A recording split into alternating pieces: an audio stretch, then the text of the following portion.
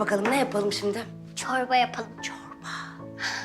O zaman baba bize çorba için bir tane tencere versin değil mi? Tencere mi istiyorsunuz? Hemen geldi.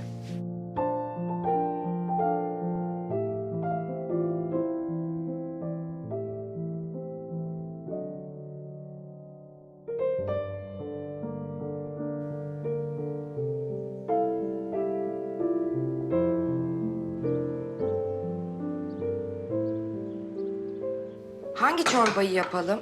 Mercimek yapabiliriz, domates yapabiliriz, tavuk suyu çorba yapabiliriz. Başka?